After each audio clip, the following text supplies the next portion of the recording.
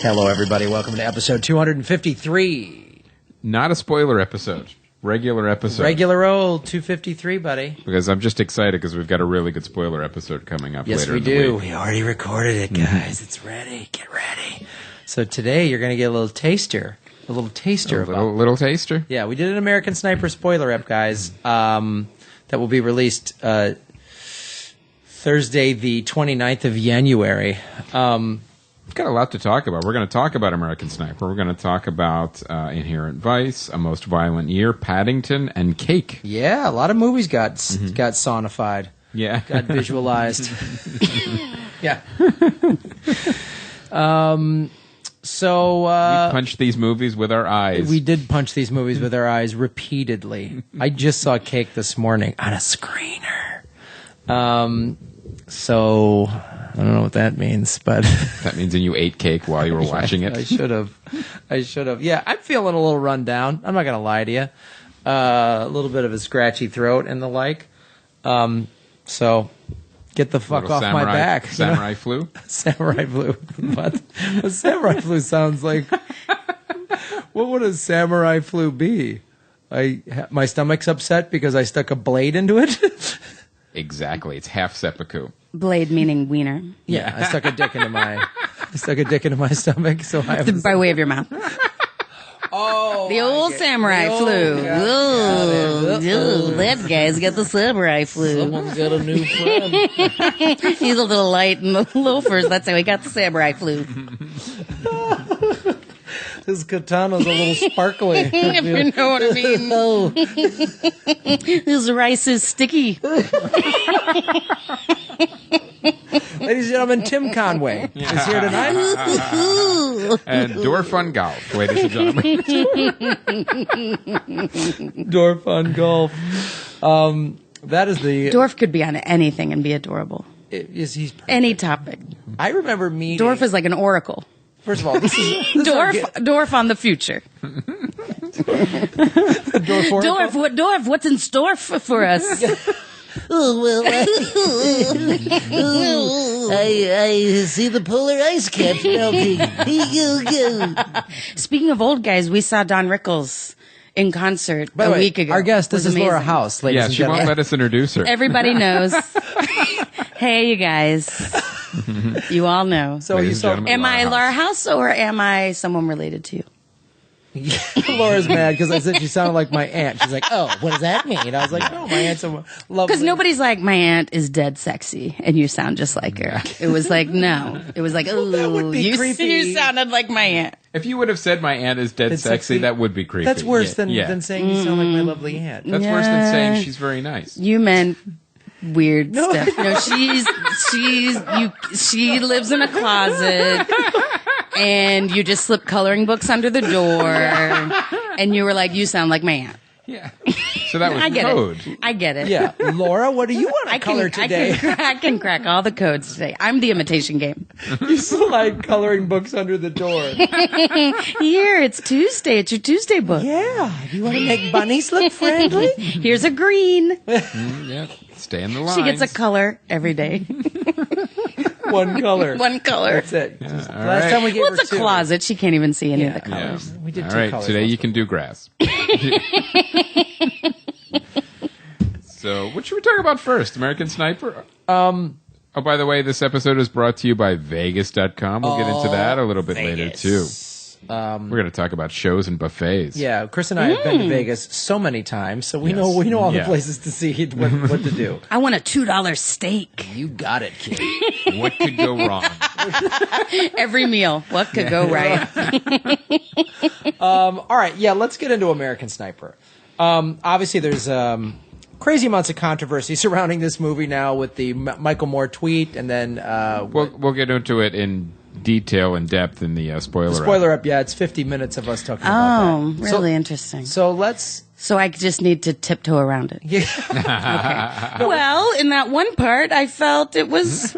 No, good. We do the actual review. We'll do the movie review. We can hear your opinion, but we're just saying Chris and I And then we're going to put you in a closet and slip you a coloring book. Oh my God, I want red. Yeah, you get whatever color you want, Oh, pumpkin. yay!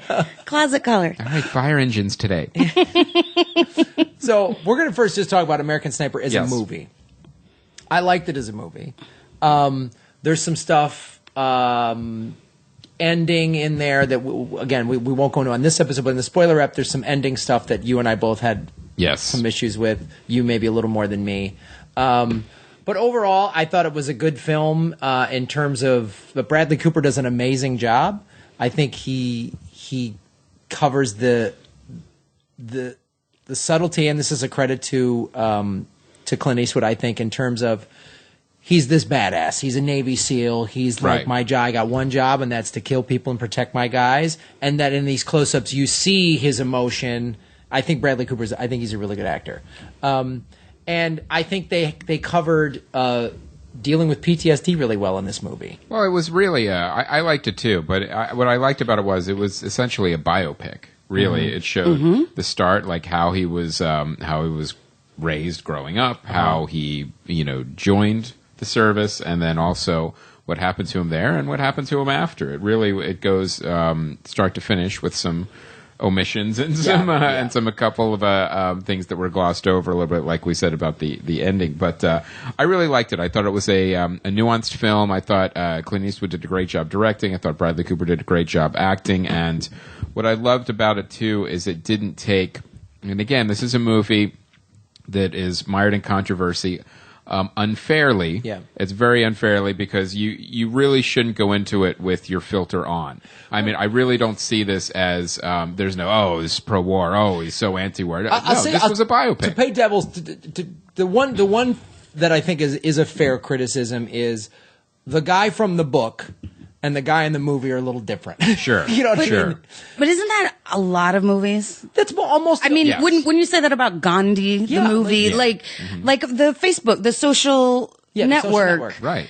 He was like, I wasn't trying to impress a girl. Right. I did not have any course. friends. Yeah. I didn't, I think that's the weirdest criticism of this film is that they're like, was different than what he's different in the book than it was in the movie. Like the Harry character- Potter is different in the book than it is in the movie. Yeah. It's a different medium, The character- and you have to tell the story to serve the film. The character portrayed by an actor is different than the actual person. Yeah. Yeah.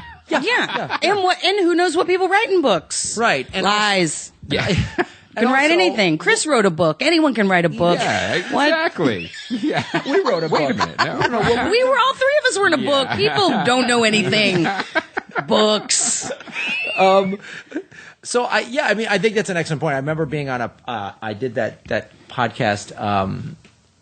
The Sniper podcast. The Sniper podcast. No, what was it? Comics on Comics. And I was on once with Len Wein, who helped write the Watchmen graphic novels. Right. And the Watchmen movie had just come out, and he was like, "Yeah, he said the same thing. They're different mediums, guys. You can't. They're not the same thing." Yeah.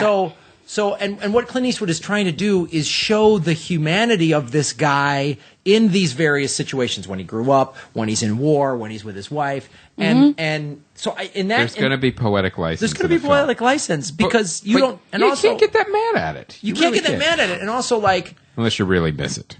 right, unless you have an agenda to push. Yes. So. It is incredible what people project onto it, though, because just as many people are saying it's pro-war as they're saying it's anti-war. Right. So it's like anti-war people are looking at saying that is pro-war. Yeah. And the opposite, which is kind of masterful. I mean, if that were a painting in a museum that everyone saw the opposite thing in, well, obviously it's raining. Well, obviously it's sunny. Like, then you'd go, that must be the best fucking painting in the whole world. That's insane. Great point. Like, if you can just see, like, everyone is using it, opposing, and I don't know. And then it gets into the whole media machine, and we get into that too, where it's like, okay, well, media needs a manufactured controversy. Here's a great one about a movie. Now, there's an old saying that really comes into play here, and I love the saying, is that we don't see things as they are. We see things as we are. And everyone has that filter that they view things through. And every once in a while, a piece of art or a movie or something comes through that people have vastly different reactions to, and everyone's watching the same thing. Like we bring it up with Bill Maher's show when they're talking about these crazy controversies, and one of the guys goes, "Did you guys see the same movie I did?" Yeah. Well, that's the other thing too, and I forgot to bring this up in the spoiler rep, and I want to bring it up just again as a movie. It dealt with how hard it is on the families. It really showed that in quite. There's a great scene in there where he's calling home to the wife, and he's basically just giving her like, "Oh yeah, honey, we're over here," kind of, and she's on the couch, and what's playing in the background is the news. And I just remember that from going over there and doing my little 2-week dick joke tours, and my family would see something in the news and would flip the fuck out. And I remember coming home and talking to my family and how we were so nervous. I go, now imagine, guys, if I was a soldier and I was gone for 12 months, and not only a soldier, but I chose to be in the infantry. Right. And every time you see like 3 guys die today and a thing, you saw how hard it was, and just the little minor things they did in terms of what she's doing.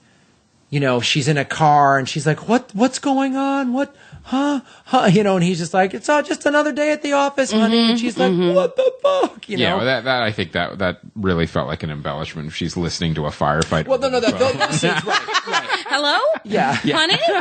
I've just been hearing firing guns for 45 minutes. Can I put you on hold, sweetheart? Hang on just a second. It's very weird music that we have on the phone for hold. It might sound like gunfire. Those scenes I didn't. We talked about that. That was an embellishment. But many of the other interactions with her, and then like she'd get off the phone, and you'd see her like, ugh. But you know, what were you going to say, Laura? That's why we cheat. Yeah. That's why you got to cheat if your husband's a soldier. Well, I remember like going back to that point of like. No, that wasn't the takeaway. That was my takeaway. When you're you saw it was like Beautiful Mind. I was like, you got to leave him. Yeah.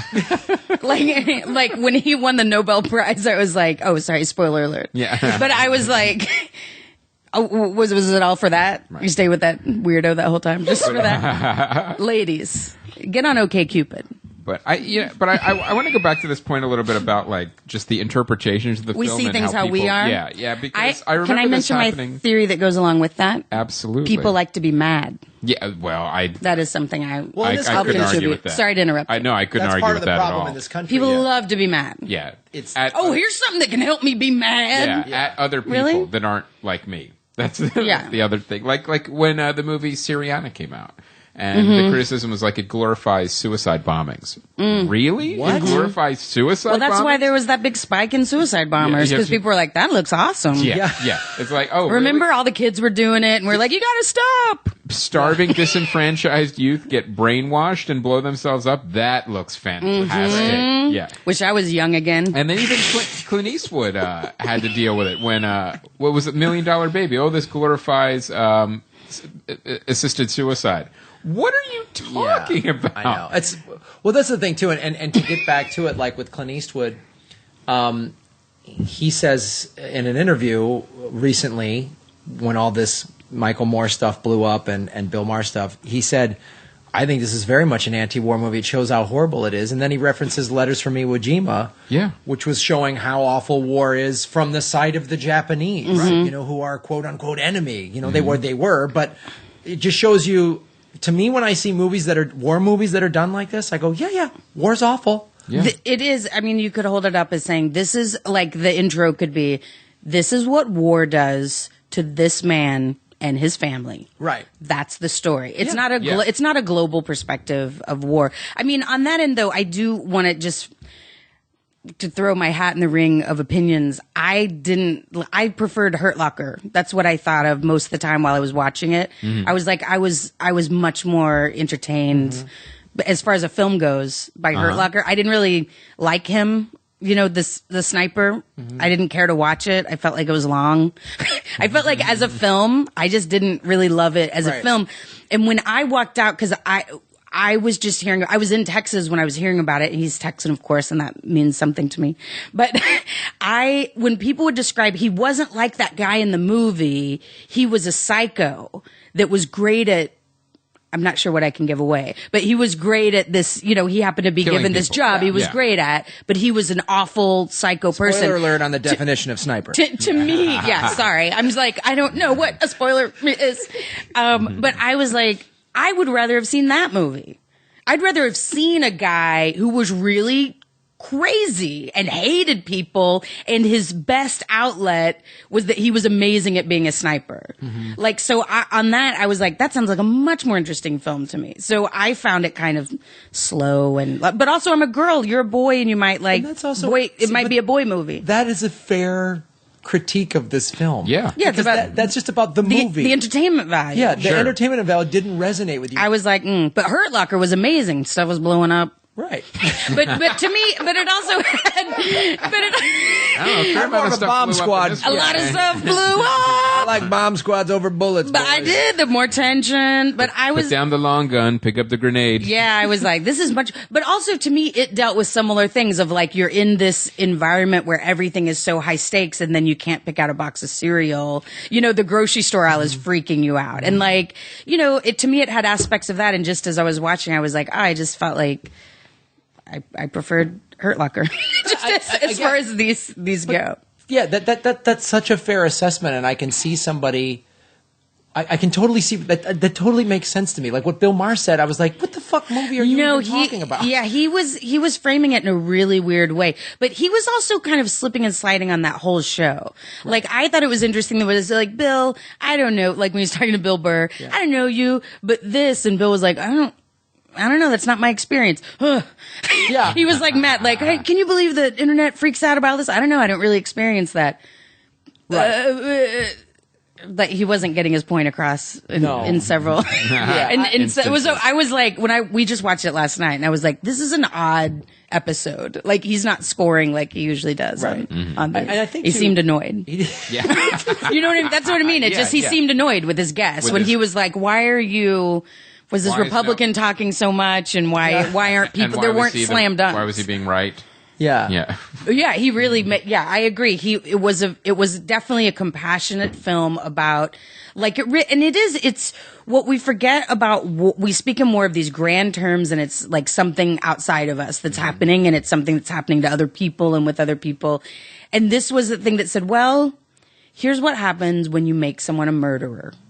You know, like you trained this guy. You train this guy. And you're training thousands of people to be murderers, and then you expect them to just come back in and go to work and everything's fine, and you know, just slip back into society. Maybe teach second grade or whatever they're supposed to do. What do we think they're supposed to do? We're like, go be a murderer for 5 years, and then just like, why are you being weird about it when you come back? It's murder. So he's looking at his little son, and he's looking at other people. You know, oh, it's okay to kill this kid, but I have a kid and I can't, when you realize like at first, of course, it's bad guys. I'm helping, I'm protecting. And when you start realizing it's murder, it rips you apart. I think that is such a great point, and that's a great thing to take away. And that's what the Bill Maher thing was like. In his book, he calls the Iraqis savages. What the fuck is he supposed to call them? And what are they calling him? And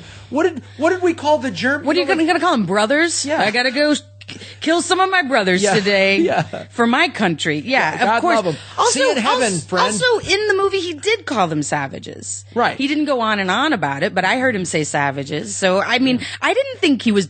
I wouldn't look at that movie if you hadn't heard anything about it. I wouldn't watch that movie and go, "Wow, this guy was depicted as a really great guy." Yeah, I thought he was depicted as a regular to just under regular person, as far as a good person goes. I don't think in any way it wasn't like Born on the 4th of July or whatever. I didn't remember the details of that movie, but it wasn't like, I didn't think it was particularly great. I think too the point you're talking about, like a friend of mine that I went to college with who joined the Army and was an airborne and then went to Ranger School, and he lost 3 friends in 9/11 because he's from New York, and so he joined up at age 35, and when he came back, he said to me, and we were in acting school together out here in L.A. We played lacrosse together. You joined at age 35? 35, yeah.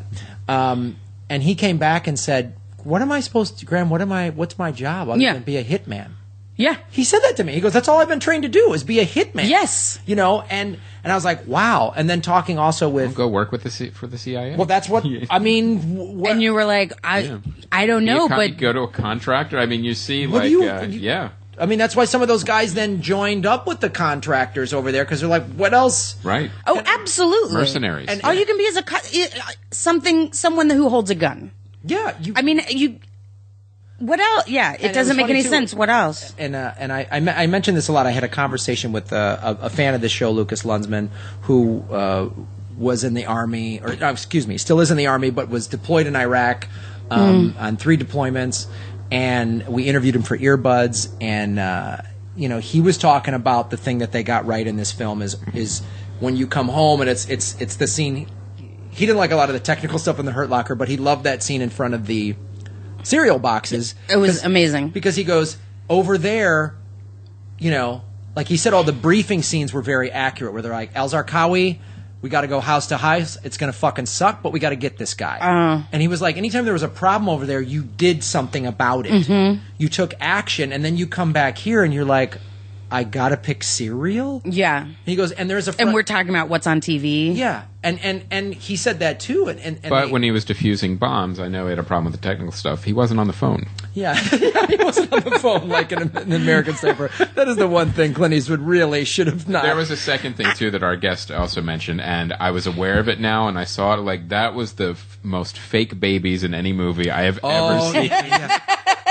Wow, I know they're on the internet. There's like these are really, and at one point you're like, well, this baby's not moving because it's a doll. It's an apple. So clearly, it's an apple that somebody drew a smile on with the marker. Clint Eastwood had Bradley Cooper like literally take one of the hands and like move it in his finger to make it look like there was actual movement. There's a scene where it looks ridiculous. That's creepy. I don't. There's no babies in Hollywood. No, I don't know. They couldn't get a. I don't. They couldn't get. I don't love Clint Eastwood movies, you guys. But also, as a director, I mean, I like his his acting. I find his movies regardless long and boring. See, I actually love full of his fake movies, babies. But, however, regardless, you can find a better looking fake baby. Yes. Yeah. If you have the Clint budget Eastwood or of an no. American Sniper, you Any director with that kind of a budget can find a good. You gotta. Yeah. That's right where they ran out of money. Yeah. Just put a banana in that blanket. You gotta do this scene, you guys. We're losing light. We're inside. We're losing inside light. I'm old. I'm 90. Let's go. Nobody cares. Nobody's looking at the baby. Yeah, go to the street. Just buy Baby Alive. But at least it moves. But also for Clint Eastwood's career, Lifetime Achievements Awards and famous for 50 years and also to be most of your life and career without the internet, and now to be an aged, glorified, incredibly heralded director, and there's internet. He's got to be like, I'm sorry, people had a problem with the baby. Yeah. Like you're like, of everything I've done and said and been and represented and all the films and all the everything, people are mad about the baby. Like, of course it's a fake baby. It's a movie. Yeah. Get out of here. I just assume he talks like my dad. Now get. It just reminded me of Johnny Depp dressed as the wolf in Into the Woods. Like, come on, we have this the pedophile wolf. Yeah, we have. You could have a real wolf now. Pedophile you could draw wolf. So anyway, but if you haven't seen the movie yet, now you're going to be looking for it. All right, when's the fake baby scene coming? And let me just say this too.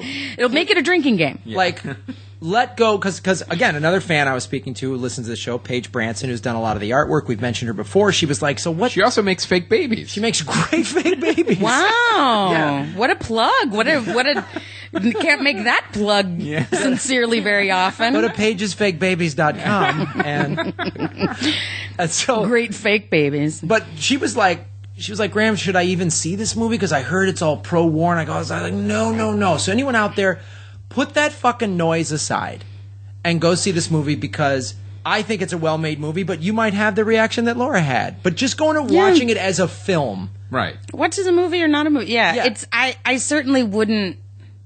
And it was nuanced as far as... it certainly wasn't a hard line pro or anti any comment on war. It was like, look, this is what it does. There's there's horror. This is the horror of war in a very, as opposed to like Apocalypse Now. Like, this is a very intimate look at the horror of war and what it does to a person, and then make your own assessments. Yeah, but it certainly didn't. I wouldn't go, ooh, wish I could go to war. Turn the noise and filters off and just go see it. Just go see it, and then let us know what you guys think of it. All right. Now let's talk about switch gears considerably here and talk about Paddington. Fake babies. Fake baby bears. I'm telling you right now, bear didn't look better real. than the baby. So talk to us about Paddington's PT. Fake yellow rain boots. Well, he was, he lost. No one has ever gone from that movie to this one in the history of anything. Well, he did, leave the jungle, and he did have to live somewhere else, and it was an adjustment, and he couldn't pick cereal. So there's bears live in jungles? This is like somebody deepest Peru. Yes. All right. Apocalypse Now, and next up, Chitty Chitty Bang Bang. Everybody. A lot of similarities. I like it. This is how the world should work. Now, this is the kind of movie too. I was. This is America. You send your kids in to see American Sniper. You go watch Paddington. Yep. Meet back up for ice cream. Yeah, that's the way I said it, Graham. Graham looked at me. His eyes said, "I think you meant that the opposite." Yeah. No, I did not. I did not. I'll see you at Froyo, kid. Here's the good thing. It's actually a really good movie. It's definitely still a kids movie. It doesn't hit that sweet spot of like a family movie. If you grew up with Paddington, you might have a soft spot for it. More like Paddington the Boar. Yeah. What? I like stupid reviews. But it's actually really, it's really well made. It's a great kids movie. And the other thing I liked about it too is there's a ton of like really good British actors in it. It's everyone from like Doctor Who, Downton Abbey. Yeah, Downton Abbey. And also Nicole Kidman is fantastic in this. Stop film. it. She looks like she's having so much fun as the villain who wants to catch and stuff Paddington. And it's really I could funny. buy her as a villain. Yeah, she's great. So the kids really liked it. I'm saying I think really she's a liked bad person. Yeah. Are you going to go into Scientology now? I feel like it was a really anti-bear movie. Yeah. So, how do you feel about that backlash? Yeah. Well, I think the pro-bear people have lost their goddamn shit. That's what I think. Yeah. Obviously, Paddington is a treason. Yes. Just across the board. Well, it's very British. Yeah, well, there you go. We need an American director to goddamn get the bear fucking statement out there right. Get it right or go home. Getting it all wrong with bears. So, it was actually... That bear was so different in the books than in that movie. Yeah. Like the Paddington in the books, like it's unrecognizable in that movie. It's bullshit. Great points, Laura House. Thanks, you guys. Now here's your coloring book. Thank you.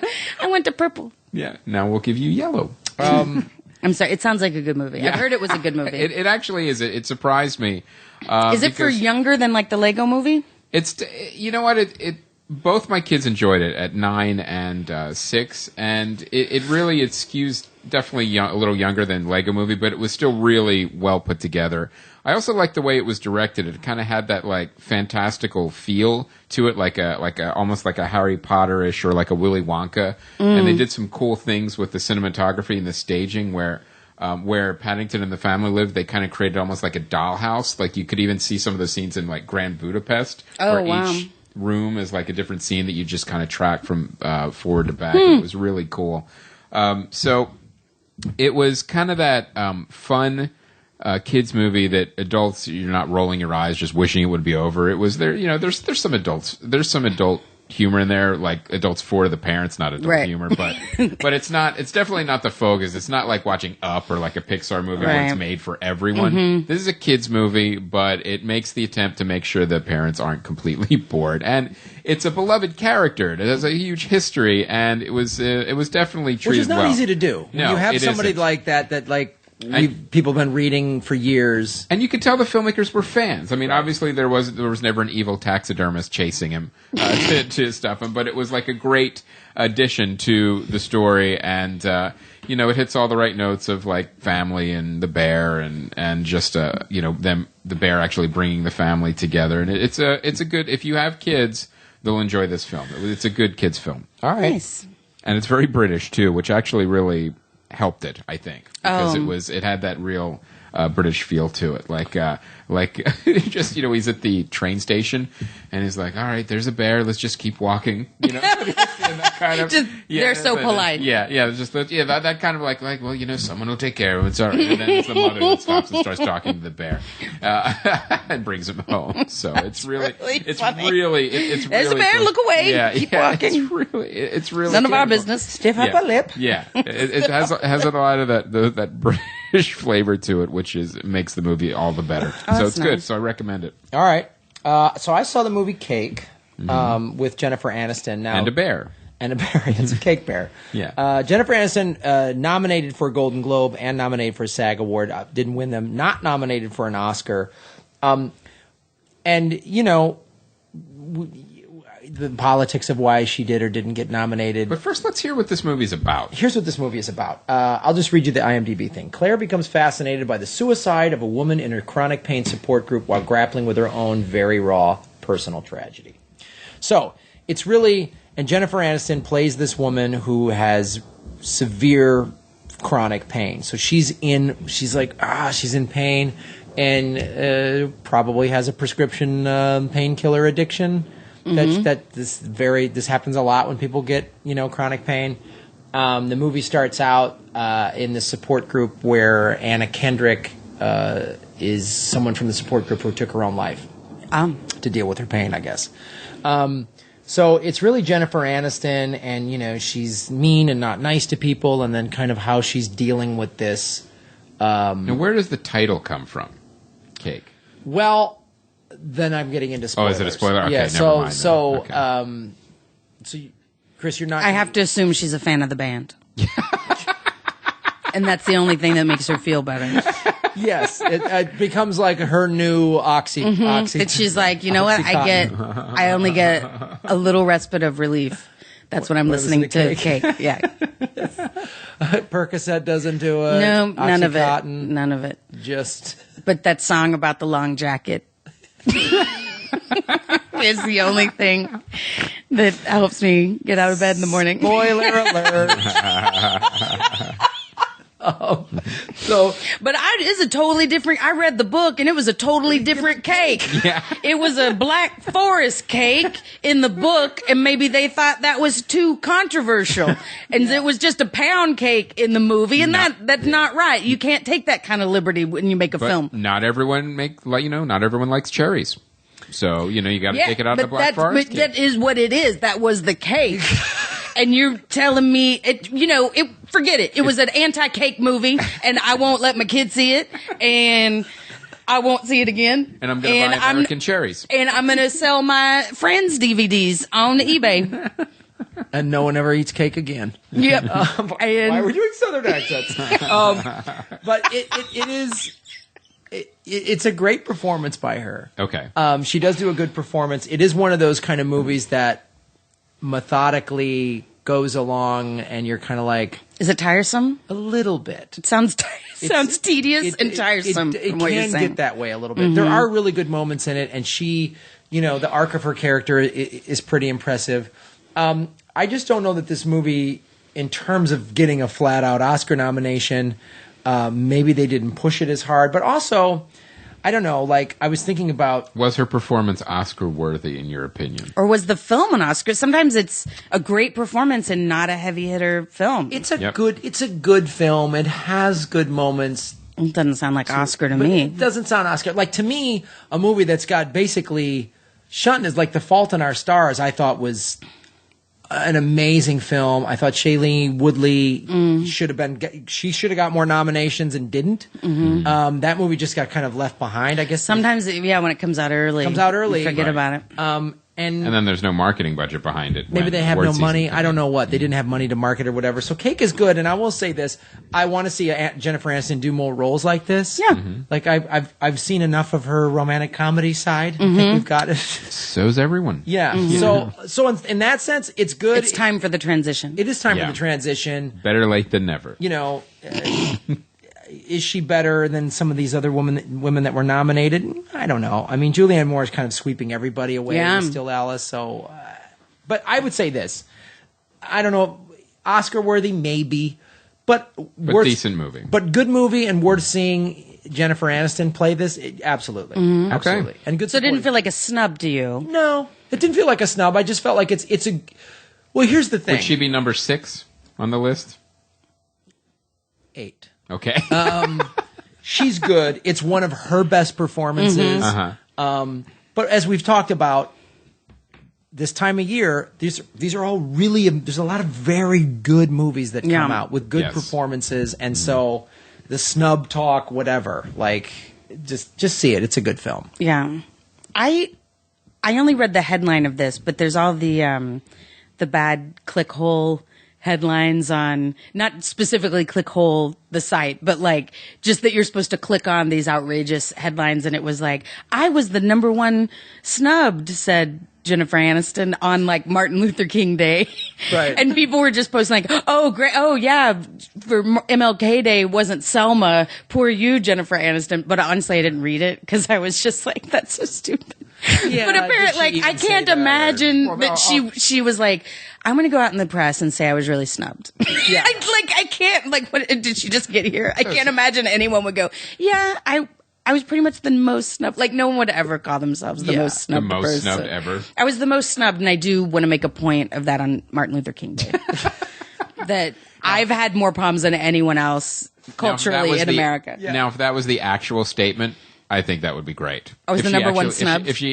If she said exactly what you just Oh, said. yes. If word for word. Yes, that would be amazing. And then everyone go, oh, well, she's gone crazy. Yeah, she's gone insane. I fall for those things before where I'll see that and I click on it. Oh, it's and then clickbait. It's clickbait. Yeah, Yeah. it just is and it's not. like Jennifer Aniston, the quote is like, well, I think snubbing can happen, but we're all good people. And it's like, Exactly. what? No, I'm just excited about the Golden Globes or something. Oh, Yeah. she's the headline had really completely hurt it. different words. Yes, yes, exactly. So I was like, that's why I didn't click either. But I was like, wow, that became. And then people will comment without the clicking. Well, she's outrageous. Whatever.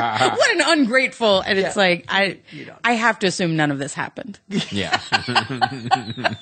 It's like Clint Eastwood with the fake baby. Really? Right. Really, just what? I haven't earned any goodwill Yeah.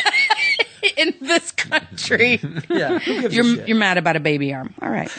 I would love to have seen the set that day, though. It was like, if people were getting mad, like, not one person better mention the fake baby again. Now just shoot the scene. Shoot the scene. And then people, I think the baby looks great. Yeah. He was just using a bag of marshmallows. All so right. this I is know great. people like to joke around on my set, but get rid of that real baby and bring me back my fake baby. All right. So you just saw. It's your granddaughter, Mr. Eastwood. Get her out of here. She's not fake. She's not on the goddamn set. You just saw a most violent. They bring in a real baby and he's trying to date her. Yeah. I'm saying he dates young. Clint, if you bring in a real baby, he's just gonna ask out that baby. Especially. You got to tell that baby she needs boundaries. So you saw a most violent year, I did see a most violent year. which is listed as a 2014 release date, but it just came out. Yeah, they do that all the time. Well, Yeah. didn't Sniper do that too? Qualifying run. Yes. Yeah, they release it in like a Lemley's But I think in Pasadena, and then they go, it counts. But here's the thing: the first it was getting January 2nd. I think this is one of those movies that they thought might have Oscar hopes, and then said bailed on it and pushed it past the first. I would support them on that because we got it as a screener, and so we watched, and it wasn't that violent of a year. First of all, I mean, such a title where you go, oh, this is going to make Goodfellas seem like Paddington. But it was just like there was almost no violence, and then it was just this long, like. Now wait a minute. Was it a year? I did not time. It felt like I don't know if it took. Maybe it took place over a year. But when I read about it, was one of those when you read about it. Even after, it sounds more interesting than what you actually saw. Like, when I read about it, it was like, no, this was a year in New York that had to do with, crimes and gangs and, the, like, underculture, of society. And there was just a lot of violence as people were trying to do this. But the person they chose to focus on wasn't involved in, for my taste, enough violence at all. Like, there was a lot of tension or almost violence, but it was just this weird, like, now that we've seen, frankly, The Sopranos, or now that we've seen, I don't know, now that we've just seen these Goodfellas, great shows that sort of deliver this, it was just kind of a long, slow story of this guy he was trying to buy an adjacent property to his business so his business could expand. And didn't work out. Yeah. And there was some chases and you knew some people were bad, but I kept waiting for like, oh, they've got like an hour into it. Well, must be big. They really, really waited on it. But it's also one of those movies that, remember when I came in, what's gonna set off Denzel Washington so he gets to become an equalizer? When is that gonna happen? Yeah, when is this going to or like when is this guy just gonna lose his shit? Is he the reason it's the most violent year? But it was one of those. It could possibly be this. Remember when I came in, and I was like, I don't get Llewyn Davis. Like, I don't get it. Right. And then my friend explained it to me, and I was big enough to pass on that information and go, well, that sounds fascinating. Like, I was honestly just too dumb to understand that it wasn't about what was happening on the surface, and in reality, it was all metaphor for this, and it was this odyssey. So I'm open to that. With Most Violent Year, people are like, no, don't you see that what you were watching on the surface was actually representative of some, but for me, we watched, on the same day we watched Imitation Game, and we watched Most Violent Year, and Imitation Game was so much more interesting and entertaining and like a really important story that you felt like needed to be told, and great characters and great I don't know, so Most Violent Year, if you're on a long plane trip, I don't know. Yeah, I just watch it on cable. I'm looking at the director here, J.C. Shandor, and now he has done Margin Call, and he did All Is Lost.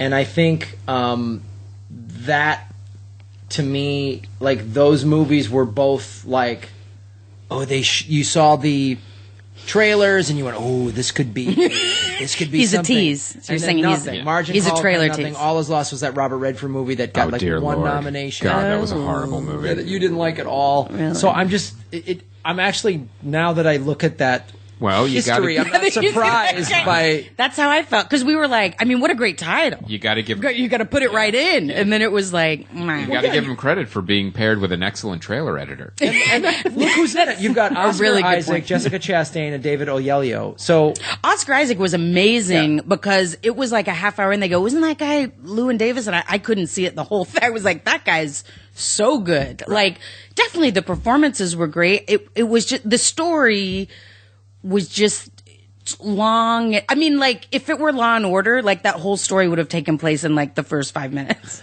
And and I even feel like that makes me sound like a complete idiot of like, I need my shows faster. I don't mind if I'm interested or intrigued or whatever, but it was just like, it was more like a moderately violent 18 months. Yeah. Yeah, it was. I just didn't I don't even know if I heard a gunshot, you guys.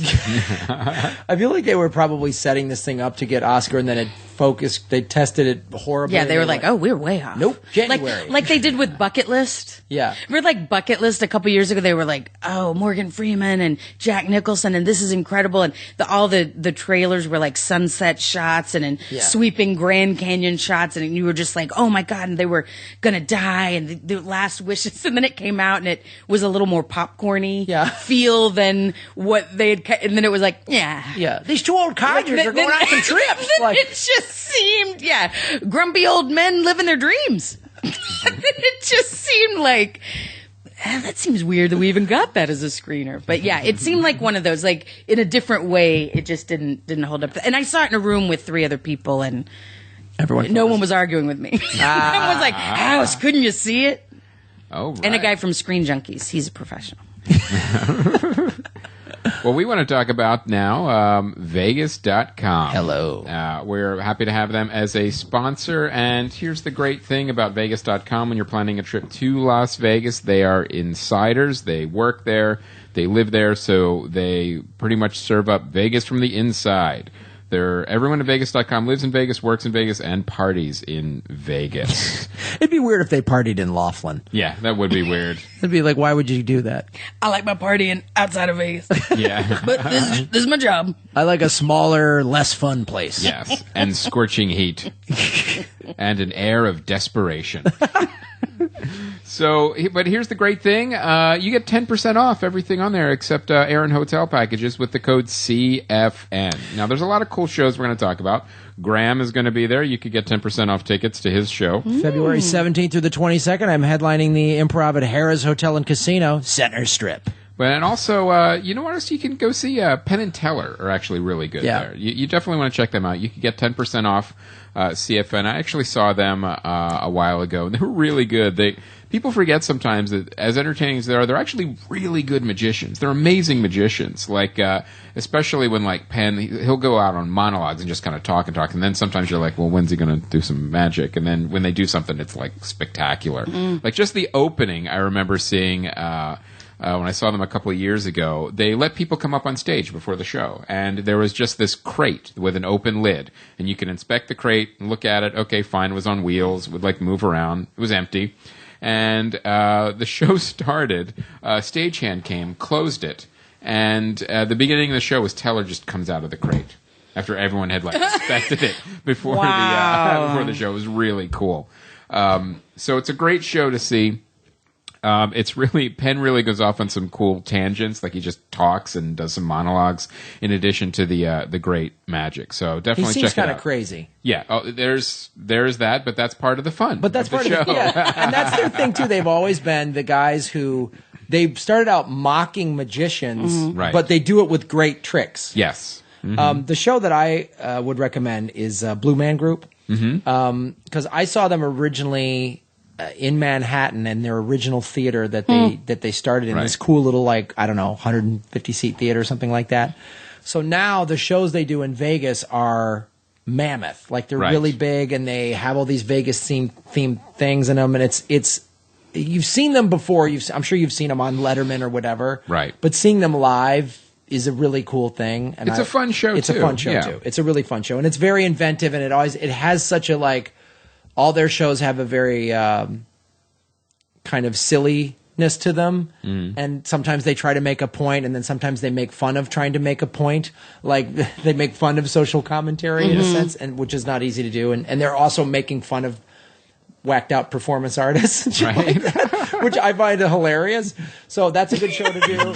And that's great. And if you use coupon code CFN, they also have on Vegas.com, they have this thing called Drop Watch. So if you buy a hotel room on Vegas.com and the price lowers, they'll notify you, and there's a number you call, and then you can get the lower rate. Right. Oh, wow. If you book a room through Vegas. So you don't have to worry about losing money. You're going to make sure you get the the best rate. I should have waited. Like you don't have to worry. Yeah, about this that. room is now $600 less each night. What rooms were you buying? That's fancy. Wow. Yeah. Oh no, that okay. Yeah. You should go get. I don't know if it's on Vegas.com, but I recently saw Britney Spears at the Venetian. Pretty fun. My friend was having a bachelorette party, and That she sounds was like a blast. she was like, man. I'm going to have a bachelorette party in Vegas. So I'm like, boo. And then she goes, we're all going to go see Britney Spears. And I was like, I'm in. It was pretty great. Yeah. Cause it's so hyper produced. Right. And then she comes out and does her, just everything about it is sort of fascinating. That's the perfect place to see her. Also, bachelorette party. Also, we were not the only ones. Yeah. It just seemed like Was it an all bachelorette party show? there were many, and it was like it was like 1 million gay guys and 600 bachelorette parties. Like it was pretty like great. fire and water. Yes, it was fantastic. Everybody got along great, by the way. And then a couple of there were like 3 or 4 boyfriends that got dragged in. Right. But even they had a good time. Like it was just, I would love to see her. Yeah, like you couldn't sit there and be sad. Right. It's impossible. Like it was just this insane. Yes, all killer, no, and she's not trying to sneak in her B-sides. Yeah. She's not, y'all, I just felt like this should have gotten more attention. Like it is hit. Yeah. Oh, it's real fun. Nobody knows my smart side. No, just come on. Honey, no, it's shake toxic. it. So good. Yeah. So good. Yeah. Till the world ends. Yeah, real fun. Yeah, Move it along. moving along. Yeah, and huge screens behind her and costumes, and it was pretty fun. I love those kind of shows. I would see her, Katy You're Perry. dancing, screaming, wow! Like, down on a giant swing. Yes. Somebody's in you're getting, there's glitter, there's smoke, there's a giant swing. Hydraulic stages. I want all. Insane dancers that clearly dance like 30, 40 times better than the actual star of the show. Yeah. But like, you're just like, whoa, but still, it's great. That dude's made of rubber. It's incredible. It's just fun. All over the place. So check it out, Vegas.com. Remember, coupon code CFN. Boom. It's good on everything except air and hotel packages. And hopefully I'll see you there when I'm at the Improv. Yes. All right, DVDs. Well, if you missed The Judge in the theater, good for you. Here come the judge. Yeah. Wow. Laura House. Nice. Nailed it. Good night. We're asking you to leave. We're going to need you. Good night. Sorry, you guys. Bye. See you next year. Nailed it. You screamed. Nailed it. Woo! Here come the judge on DVD. Oh. This movie was bad. This is a movie I think I would turn off if I was on an international flight. Whoa. I would probably not watch this all the way through. So good luck, guys. That speaks ill of it. Book of Life. This is actually produced by Guillermo del Toro. This is the animated film, and it's actually really. I didn't love it, but my kids loved it, and it's really beautiful to look at. Mm-hmm. And it's got a really cool animation style and great character design. It's not the best animated movie ever, but it's definitely worth a look, especially if you have kids. All right, coming out, Fury. Again, Which is what I call my butthole. Yeah. Book of Life? Yeah. I'm sorry. Or The Judge. Or The Judge. I'm confused on this whole. I'm confused on all this. Fury. Oh, got it. All right. Got it. Please scream. I'm sorry. Always funny. What about? Okay. It works for any movie, by the way. American Sniper. That's what I call my butthole. That's what I call my pinky. Cake. Yeah, cake. Right. Vegas.com. Mm-hmm. No, we're better with movie titles. Gone with the Wind. I don't get it. I don't get it. Paddington. That's what I call my butthole. Paddington, no. Paddington, come here. So, Fury actually, God, this is another movie. Well, I think we should just keep going. Project Almanac. That's what I call my butthole. The Avengers. You're what? That's what I call her. Yeah. Fantastic Four. That's what I call my butthole. Yeah. Okay. Guardians of the Galaxy. That's what I call my butthole. It's just a good answer to anything. This is how. I feel like everybody can just unpack that. You go to the movie and you look up, and no one in your group is expecting it. Yeah. And you just a most violent year. That's what I call my butthole. Armageddon. What? This is a good one. Fury, I liked. This is another way that I forgot about. I'm surprised this didn't get any sort of Oscar anything. It didn't get any. No one pushed it on any level. It's another movie that shows you how horrible war is from the eyes. Weren't they a little trapped in a tank? Yeah, there's a lot of that. Is that what you think held it back from winning awards? Maybe. A little too tanky. Maybe. A little claustrophobic. A little too tanky. Yeah, if they would have been more on horses. If they'd moved around a little more. Yeah, maybe a convertible. Get out of the tank, walk around. Open it up. What's going on out there? Yeah. Get like one of those Carmen Guillas and just drive around France and have a little more fun. Go to a cafe. Yeah, do something. Meet some people. No, I don't know. But even from the trailer didn't even get me. Hello? Hello? Hello? I got real little. But even the trailer was like, oh, it looked good. Then it just looked like dudes yelling at each other in a tank. There's a lot of that. Yeah. There's a lot of that. So maybe it could get that award. Yeah. It could win a tanky. Yeah. I mean, wasn't it not? It had to have been nominated for a tanky. Oh, tanky. That's what I call my butthole. See? Yeah, well, it works for almost anything. It could have been up for a yelly and a tanky. It's the yelly snubbed it. The yelly snubbed That is a snub. If that wasn't nominated for a yelly, then I don't know what the yellies are for. Your indignation is righteous and pure, Laura House. It's outrageous. All right, DVD pick. What's this now? Oh, I'll save that for next time because we're running out of time. Yeah, you save that. Yeah. All right, this week, Project Almanac. Yeah. Looks good, except for when they say produced by Michael Bay. Then I know it's a good See, trailer. I don't even know if it looks that good. Was this the Ben Franklin story? It's it might be. It's a He time created travel the movie. almanac. Don't look at me like that. I'm sorry. You look at me like she's out of I control. was dumb and didn't get the reference. I'm going to own that. Yes. I missed your reference. It was very smart. And I'm stupid. Well, thank you. My reaction was the judge of reactions. Yeah. Stupid and overrated. I'm excited in the sense that I'm a sucker for time travel Oh, movies. me too. So I feel like I have to see But this. it doesn't have an aircraft carrier. I know. But I just I'm in. I'm going to see it. I'm in. I'm sorry. All I'm right. apologizing to everyone in advance. I'm really sorry. Do a written review. We want to read in depth fuck about this off. movie. Tell me to do. God damn it. But now, come on. Now I'll do a everyone's point- asking for it. I'll do a Everyone's point like, counterpoint with you. Everyone's asking for it. Everyone's You. yeah. As soon as this episode drops, there's going to be 100 tweets of like, Graham, Easily. I want a written review of Project Almanac.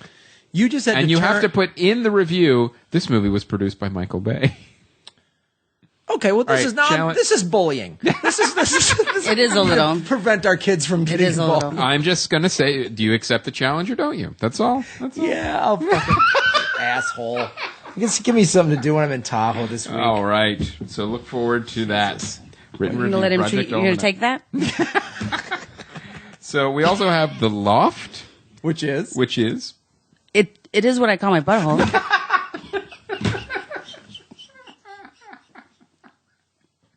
But that's because there's a upstairs little bit where you can sleep. yeah. oh, that's great. Yeah. You guys That's opened very- it up a little bit. Yeah, we Yeah, open it that's up a very little to considerate. space. Then it makes you feel like high ceilings. It feels Yeah. big. It feels bigger than it is. Yeah. It could be a guest room. It could be an office. It could be a lot of Yeah. different things. That's You know. great. Put a futon in there. Futon couch. Oh, there's a futon in there. Yeah, absolutely. perfect. Yeah, absolutely. Futon. For That's- guests. That's what I call my butthole. Yeah. For guests. Chris Mancini, ladies and gentlemen. So now let's talk about The Loft. Bring it up for a minute. This is another great dumping ground movie where like I don't know when we're going to release this. Oh, January, February. And I just want you to read the description on IMDb. 5 married guys conspire to secretly share a penthouse loft in the city, a place where they can carry out hidden affairs and indulge in their deepest fantasies. But the fantasies become a nightmare when they discover the dead body of an unknown woman in the loft, and they realize one of the group must be involved. Oh wow! Like The Apartment, Yeah. but modern and sinister. Yeah. That Jack Lemmon. And not nearly as entertaining, I'm sure. I believe this is a remake. This is a remake of a 2008 movie that came Well, out it's of about time. Belgium. You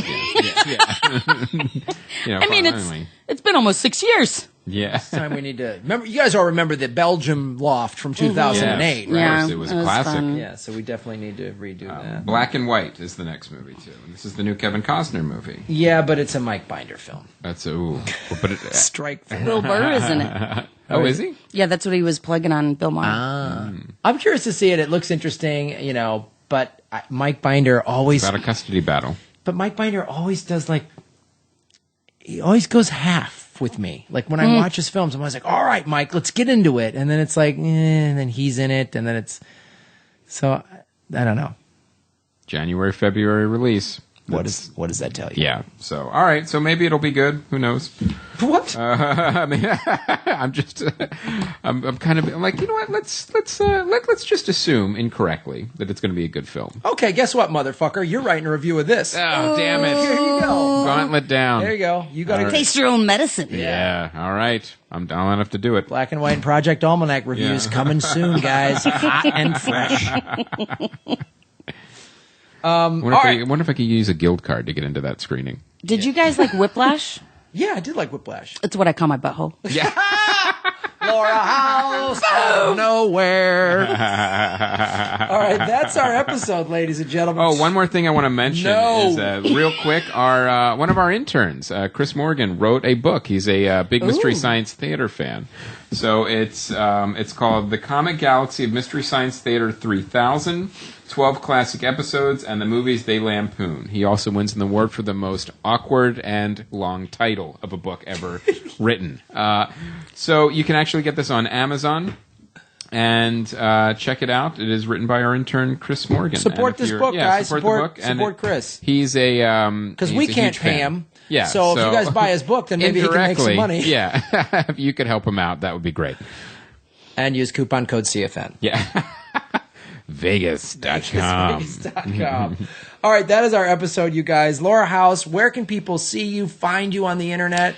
Twitter at I'm Laura House. I am Laura House. My website, laurahouse.com. And I'm doing a lot of stand-up around LA. It'll be on my website. Sweet. Yeah. Nice. Check her Flappers? I was just headlining Flappers. Oh, good. So Cool. Awesome. I'll be back around. Yeah. Excellent. Follow Laura, guys. She's been writing. Still meditating too, right? Meditating, teaching meditation. Just taught someone yesterday. Oh, cool. What's your doing it? If someone wants to get meditation for practice from you, where would they go? Go to laurahouse.com. It's an easy way to find me. Okay. Sweet. I will be in Lake Tahoe this week, January 28th through February 1, where I will be watching Project Almanac. Yeah. And weeping. And weeping openly. Hoping they're getting more snow so I can ski. And have an excuse. I couldn't get to the movie theater. Oh, sorry, Chris. It was powder. And then I will be watching the Super Bowl on Sunday in the sports book and probably live tweeting it. And betting on the coin toss. Because you can get to do that. Oh, wow. It's so fun.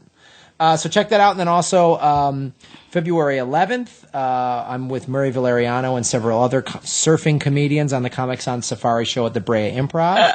And then headlining the Hollywood Improv Saturday, February 14th, Valentine's Day. Yeah, bring your sweeties. Bing, bang, bang. Make Out City. Yeah, that's why they had to hire the divorce guy to headline. Oh. He'll be free. So, and then of Also, course, that could have been any comic. yeah. I live in that framing. There's one divorced comic, and we need to get one comic. Who's the one who guy? it didn't work out for. Yeah, In L.A. In L.A., most comics' relationships are rock solid. And non-comics. Yeah, everyone's doing great. And then, of course, Las Vegas, February 17th through the 22nd. Go to Vegas.com. Use coupon code CFN to get discounts on that show. And I will be at the Improv in Lake Tahoe, February 11th to the 15th, over the Valentine's Day holiday.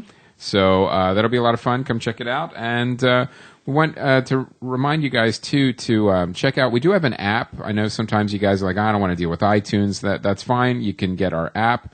And it's also available for Android, but only at Amazon. So people have been asking, well, I can't find the Android app. It's only on Amazon. Okay, the Android app only at Amazon. And then, of course, there's the iTunes is where you get the iOS app. Yeah. Sweet. And also check out the store. We've got a lot of cool Dana Gould stuff right now. We got his T-shirts and his CDs and DVDs. And, yeah, thank you. Thanks, guys. Thank you guys so much for listening to episode 253. My name is Graham Elwood. And I'm Chris Mancini. As always, remember, Han shot first. That's what I call my butthole.